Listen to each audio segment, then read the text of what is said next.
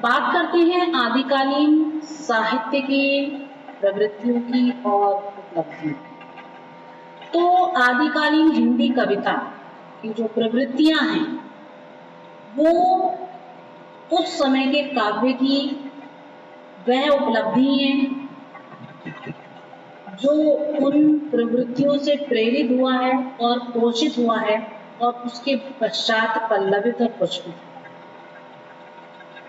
इन प्रवृत्तियों में यदि हम देखें तो जो ये समस्त प्रवृत्तियां हैं अनेक रूपों में सामने आती हैं।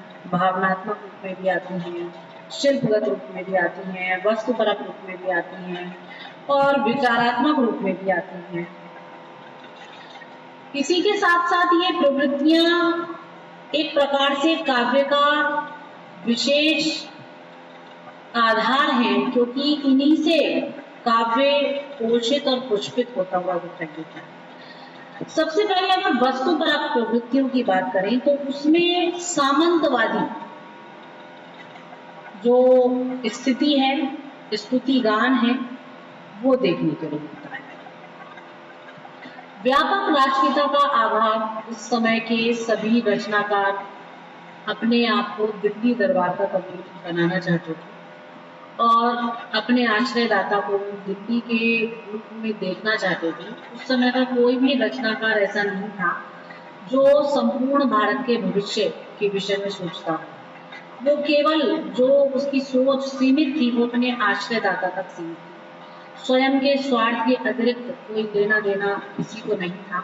तो इस तरह संपूर्ण चारण साहित्य में व्यापक राष्ट्रीयता का अभाव दृष्टिगोचर होता है, क्योंकि सिद्धोनाथों ने सामंतवादी समाज और संस्कृति का आकलन करते हुए अपने अपने मतों को यहाँ पर प्रस्तुत किया है।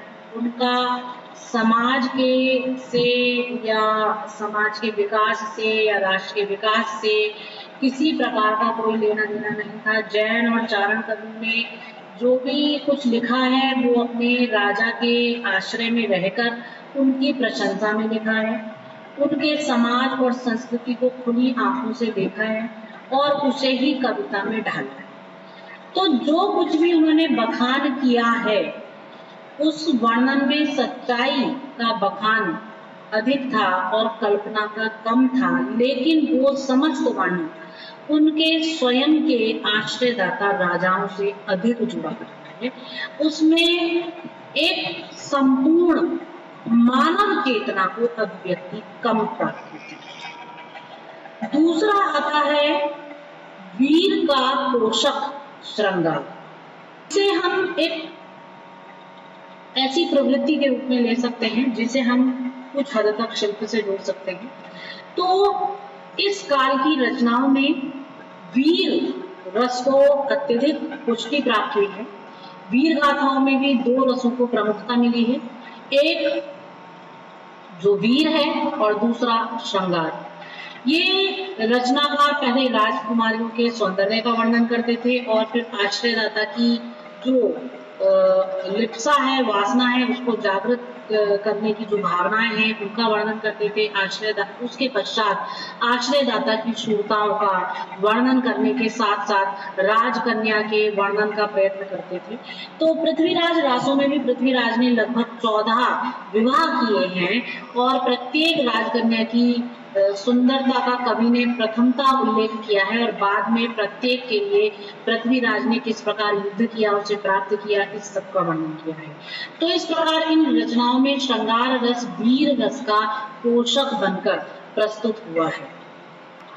इस काल की एक प्रवृत्ति रही है कि ऐतिहासिकता का तो थोड़ा अभाव रहा है, लेकिन कल्पनाओं का वर्णन अधिक हुआ है।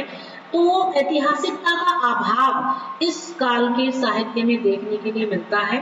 वीरगाथा काल की समस्त रचनाओं पर यदि विचार किया जाए तो ये स्पष्ट होता है कि सभी या तो अप्रमाणिक या अर्ध प्रमाणिक हैं। पृथ्वीराज रासों के संबंध में अब तक अनेक प्रकार से जो विचार हैं वो द्वंद्वात्मक रहे हैं।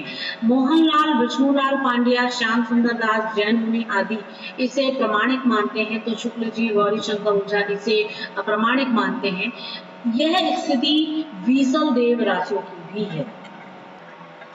उसमें भी जिन जिन दृष्टियों से वर्णन मिलते हैं तो वो शिलालेखों से या ऐतिहासिक प्रमाणों से पूर्णतः मेल नहीं खाते। बीसलदेव का विवाह भोज की राजकन्या से कराया गया है, जो उसके राज्यारोहण के 150 वर्ष पहले मर चुका था। तो इससे तत्कालीन साहित्यकारों की जो काल्पनिकता है वो अधिक प्रमाणित होती है, ऐतिहासिकता कम प्रमाणित होती है। और इस विषय पर मतलब जो एक कहा जा सकता है एक वाक्य में कि जो युद्ध वर्णन है उनकी या जितने भी वर्णन है, चाहे वो युद्ध के हों या किसी भी प्रकार के राजाओं का वर्णन हो, तत्कालीन संस्कृति समावेश जो परिवेश है उसका वर्णन हो, वो शुद्ध इतिहास की कसौटी पर खरा नहीं उतरता। डॉक्टर रामकुमार वर्मा कहते हैं कि यद्यपि ऐतिहासिक घटनाओं का विवरण भी इस साहित्य में प्राप्त होता है, पर उनका विस्तार और वर्णन कल्पना के सहारे अधिक किया गया है। तिथि पर किसी प्रकार का कोई ध्यान नहीं दिया गया है। इसके अतिरिक्त जो एक प्रवृत्ति है इस साहित्य की वो है बुद्धों का सजीव होना। चारण साहित्य की सबसे बड़ी विशेषता यह है कि चारण न केवल कलम के धनी थे अपितु तलवार के भी धनी थे। उनकी कर्कश पदावली में, उनकी वीर वचनावली में शास्त्रों की झनकार साफ सुनाई देती है, शस्त्रों की झनकार भी साफ सुनाई देती है। और क्योंकि ये युद्धों में प्रत्यक्षदर्शी थे, अपनी वीरतापरक शब्दावली के द्वारा हस्तक्षेप और जो हत पौरुष सेना है उसमें पौरुष का संचार किया करते थे, इसलिए उनका युद्ध संबंधी साहित्य अद्वितीय है। आला खंड में उसकी सजीवता के चित्र प्राप्त होते हैं, जैसा कि एक स्थल पर उदाहरण मिलता है कि खट खटाए कर तेगा चाले चमक चाले तलवार। एक स्थल पर कहा गया है 7 कोस सो बाजियो पिथौरा नदी बेतवा के मैदान, और 12 बरह लौ कुकर जियो और 13 लीजिए सियार आदि। तो इस प्रकार के वर्णन है जो युद्धों के सजीव चित्रण के रूप में दिखाई देते हैं। और उसका एक कारण ये भी रहा है कि आदिकालीन कवि जो कि अपने आश्रयदाताओं के आश्रय में रहा करते थे, तो वह अपने आश्रयदाता राजाओं के साथ युद्ध में जाते थे और युद्ध भी करते थे, ऐसे भी प्रमाण मिलते हैं। तो इसीलिए जो उन्होंने साहित्य रचा है उसमें वर्णित जो युद्ध के दृश्य हैं वो अत्यधिक सजीव, मार्मिक और यथार्थ बन पड़े। इसके बाद इस काव्य की, इस साहित्य की जो एक विशेषता है वो है, प्रवृत्ति है, वो है वीर गाथाओं की भाषा का डिंगल पिंगल होना। सभी वीर गाथात्मक साहित्य डिंगल भाषा में लिखा गया है। डिंगल भाषा उस भाषा का नाम था जो ग्राम्य या गवारूहीनता के दोष से दूषित और व्याकरणों के नियम से रहित थी, तथा पिंगल के को वीरों से उठ खड़ी हुई माना गया है। डिंगल के भी कई अर्थ हैं। हरप्रसाद शास्त्री जी का कहना है कि यह शब्द डिंगल से बना है, जिसका अर्थ है डिम डिम की ध्वनि निकालना, लेकिन इन रचनाओं में ऐसी कोई ध्वनि प्राप्त नहीं होती। एक दूसरे विद्वान जो है वो डिंगल से इसकी उत्पत्ति डंगल से मानते हैं, जिसका अर्थ है 2 पंक्तियां। और इनका कहना है कि पिंगल साम्य के कारण शब्द डिंगल से डिंगल हो गया है। यह भाषा चारणों के सर्वथा उपयुक्त थी, क्योंकि वह उच्च स्वर के साथ अपनी कविता पढ़ा करते थे और इस प्रकार की नाद संपन्न भाषा के अभाव में इसकी अभीष्ट सिद्धि नहीं हो सकती थी। यदि देखें तो आचार्य रामचंद्र शुक्ल जी ने भी रामकुमार वर्मा जी ने भी एक स्थान पर लिखा है कि यह वीर रस के लिए बहुत उपयुक्त भाषा थी और इसीलिए इसका प्रयोग इस काल में बड़ी सफलता के साथ हुआ है। तो ये जो आदिकालीन भाषा का स्वरूप सामने आता है, जो अपभ्रंश और अपभ्रंश प्रभावित पिंगल और अतिरिक्त युद्ध वर्णनों में इस भाषा के हमें दर्शन होते हैं और इसी को विद्वानों ने डिंगल कहा है। एक तरीके से कह सकते हैं डिंगल पिंगल एक साथ उच्चारण करने पर ये नाम आए हैं, बाकी ये भाषा एक ही है। इसके अतिरिक्त जो इस काल की प्रवृत्तियां हैं उनमें प्रबंधात्मकता और मुक्तात्मकता देखने को मिलती है। वीरगाथा काल की रचनाओं के ये दो रूप प्राप्त होते हैं जो कि प्रबंध और मुक्तक के रूप में सामने आते हैं। और ये जो इसके कतिपय अंश हैं उनको मतलब कि कहीं कहीं पर प्रमुखता के साथ प्रकट किया गया है। और इस प्रकार के काव्य में जो मतलब कि एक संदेश रासक आदि ग्रंथों को दिया जा सकता है। पृथ्वीराज रासों में जीवन के समय आरोह अवरोह का चित्रण है। ये रचना प्रबंध की दृष्टि से एक श्रेष्ठतम रचना है और दोनों ही प्रकार की रचनाएं इस काल में हमें प्राप्त होती हैं। इसकी अगली विशेषता प्रकृति चित्रण के रूप में हम लें तो आलंबन और उद्दीपन दोनों रूपों में रासो जो काव्य है या अन्य जो भी नाम से प्रसिद्ध जितने भी काव्य रहे हैं, वीरगाथा काव्य, इस युग में जो भी काव्य रचित हुआ है उस सभी में प्रकृति का निरूपण बहुत ही उत्कृष्टता के साथ प्राप्त होता है।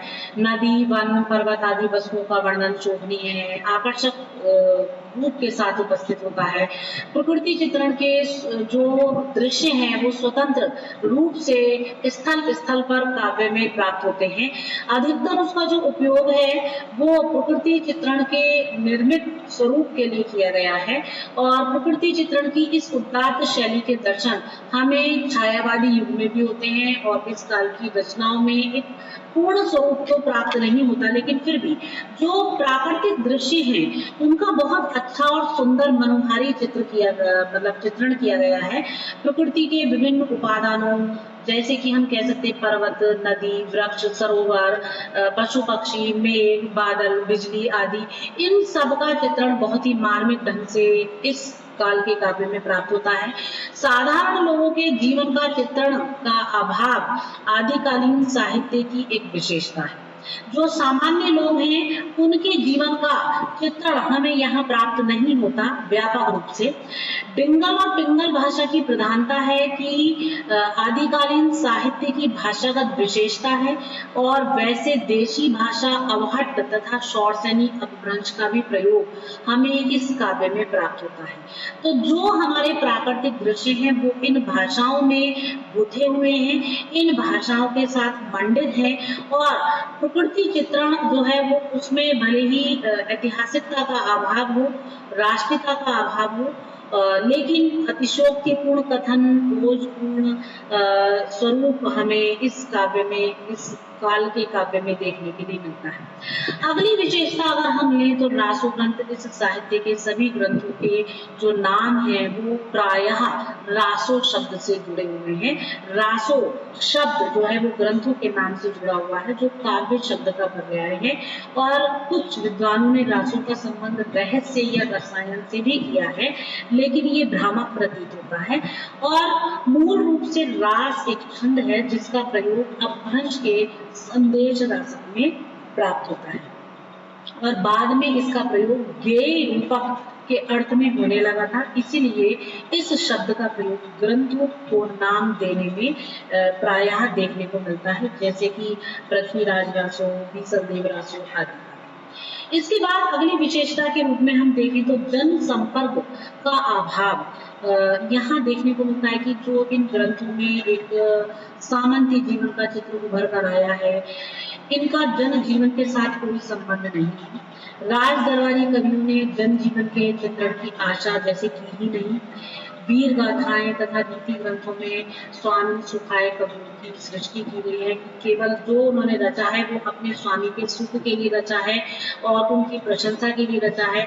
अतः जो जन साधारण है उसके हृदय पर उस समय क्या घात प्रतिघात हो रहे थे, उन सब का चित्रण आदिकालीन जो काव्य है उसमें देखने के लिए बहुत कम मिलता है या कहा जाए कि मिलता ही नहीं। तो उस समय जो जन सामान्य जिन दुविधाओं से जूझ रहा था, जिन परिस्थितियों से जूझ रहा था, जैसा कि हम देखते हैं कि जो परिवेश हमने देखा है आदिकालीन साहित्य का, वो परिवेश जो सामाजिक परिवेश है वो हमें इतना काव्य में उभरता हुआ दिखाई नहीं दिया। तो उसका कारण यही है कि जो कवि थे वो प्रायः राजाश्रय में रहे और उन्होंने जो अपनी लेखनी चलाई है वो अपने राजाओं की प्रशंसा के लिए चलाई है। उनकी प्रशंसा करने में ही उन्होंने अपनी लेखनी, अपने काव्य, अपनी प्रतिभा को उल्लिखित किया है। एक प्रवृत्ति इस काल की रही है छंदों का बहुआयामी प्रयोग। इस साहित्य में जो छंदों का एक बहुमुखी प्रयोग देखने के लिए मिलता है वह और जो इसके बाद का साहित्य है या इससे पहला साहित्य है उसमें इतना देखने के लिए नहीं मिलता, बल्कि पूर्व में देखने के लिए कम मिलता है, पूर्ववर्ती साहित्य में कम है। दोहा, तोटक, तोमर, गाहा, गाथा, पट्टरी, आर्या, सट्टक, गोला, कुंडाला और ये कुंडलिया, बहुत सारे छंद हैं। इन छंदों का प्रयोग इस साहित्य में बड़ी कलात्मकता के साथ किया गया है और कुछ तो नवीन है। इस छंद विपर्य में स्वाभाविकता भी नहीं है कहीं पर भी, और इस साहित्य का ऐतिहासिक तथा साहित्यिक गत दोनों ही दृष्टियों से एक विशेष महत्व जो है वो दिखाई देता है। और जो ये भी जितने भी मतलब के छंद हैं वो बड़ी ही सौंदर्य के साथ इस साहित्य में मंडित हुए हैं। आचार्य हजारी प्रसाद द्विवेदी कहते हैं कि रासों के छंद जब बदलते हैं तो श्रोता के चित्त में प्रसंगानुकूल नवीन कंपन उत्पन्न कर देते हैं। इसी प्रकार से हम देखते हैं कि जो भाषा विज्ञान की दृष्टि से भी जो ये साहित्य है वो अपने आप में अत्यधिक उपादेय है। इसमें वीर और श्रृंगार का सुंदर परिपाक दिखाई देता है। इसके अतिरिक्त जो आदिकालीन साहित्य है उसमें जो पद्य रचनाएं हैं वो भी अपने आप में बहुत ही उत्कृष्ट हैं। और गद्य रचनाओं में राठर बेल, उक्ति व्यक्ति प्रकरण और वर्णन रत्नाकर के नाम विशेष रूप से उल्लेखनीय हैं। राहुल बेल का जो रचना काल है वो 10वीं शताब्दी माना जाता है। यह गद्य पद्य मिश्रित चंपू काव्य की प्राचीनतम हिंदी कृति है। राहुल जो ये रचना है राठी बेल, इसमें नायिका के नक्षिक वर्णन को देखा जा सकता है। यदि देखा जाए तो जो राहुल बेल कृति है वो रोडाकृत एक शिलांकित कृति है जिसका पाठ हमें बंबई के प्रिंस ऑफ वेल्स संग्रहालय से उपलब्ध होता है और वहीं से ये प्रकाशित कराया गया है। विद्वानों ने इसका रचना काल 10वीं शताब्दी माना है और यह गद्य पद्य मिश्रित एक चंपू काव्य की प्राचीनतम कृति है। इसमें हिंदी के अतिरिक्त अन्य 7 भाषाओं के शब्द उपलब्ध होते हैं और डॉक्टर नागेंद्र द्वारा संपादित हिंदी साहित्य का इतिहास में डॉक्टर राम गोपाल शर्मा दिनेश ने लिखा है कि इस कृति में कवि ने विषय वर्णन बड़ी तन्मयता से किया है। नायिका राहुल का श्रृंगार आकर्षण से भरा हुआ है और पद्य में ही नहीं गद्य में भी अलंकारिक भाषा का प्रयोग सफलतापूर्वक किया गया है। उक्ति व्यक्ति प्रकरण, इस पुस्तक की रचना महाराज गोविंद चंद्र के सभा पंडित दामोदर शर्मा ने 12वीं शताब्दी में की और डॉक्टर हजारी प्रसाद द्विवेदी के शब्दों में उक्ति व्यक्ति प्रकरण एक महत्वपूर्ण व्याकरण ग्रंथ है। इसमें बनारस के आसपास के प्रदेशों की संस्कृति और भाषा आदि का भी जो है अच्छा चित्रण किया गया है, उस पर भी बहुत अच्छा प्रकाश पड़ता है इस ग्रंथ के माध्यम से। उस युग के काव्य रूपों के संबंध में थोड़ी बहुत जानकारी मिलती है और इस ग्रंथ में गद्य और पद्य दोनों शैलियों की स्थिति बहुत ही अच्छे प्रकार से देखी जा सकती है। एक अलग ग्रंथ आता है वर्णन रत्नाकर। वर्णन रत्नाकर नहीं बल्कि वर्ण रत्नाकर इसका सही नाम है।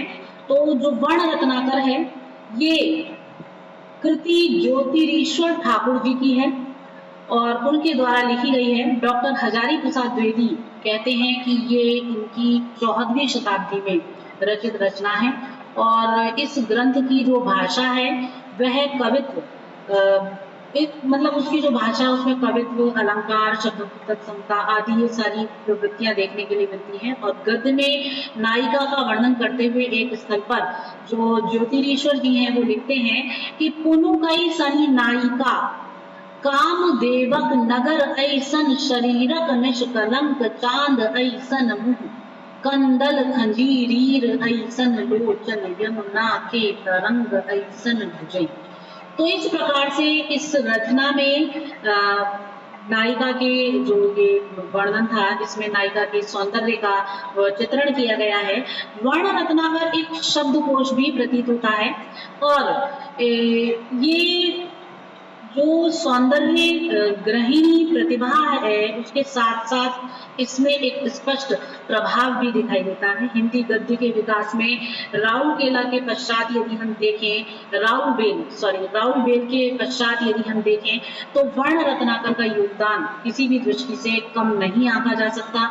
इन कृतियों के अतिरिक्त भी बहुत सारी रचनाएं हैं जो इस समय में लिखी गई होंगी, लेकिन बहुत सारे कारण हैं कि वो काल कबलित हो गई। ये कृतियां गद्य धारा के प्रवाह की अखंडता को कायम रखने में सक्षम रह सकी हैं और ये जो कृतियां हैं, इन कृतियों ने इस सबको आदिकालीन साहित्य को एक प्रवाह प्रदान किया है। अब अंततः अगर हम देखें तो हिंदी साहित्य का आदिकाल अनेक दृष्टियों से महत्वपूर्ण है। इसमें भाषा और संप्रेषण क्षमता और कथ्य शिल्प और विविधता सभी कुछ देखने के लिए मिलता है।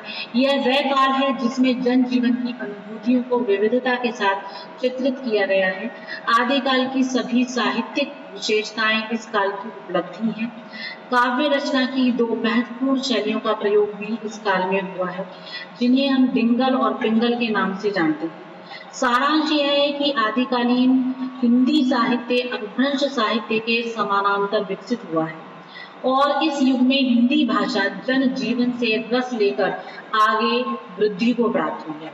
जीवन के विविध पक्षों का इस साहित्य में चित्रण किया गया है और यही वह साहित्य है जिसने परवर्ती कालों के लिए अनेक परंपराएं डाली और भविष्य का पथ निर्मित किया है।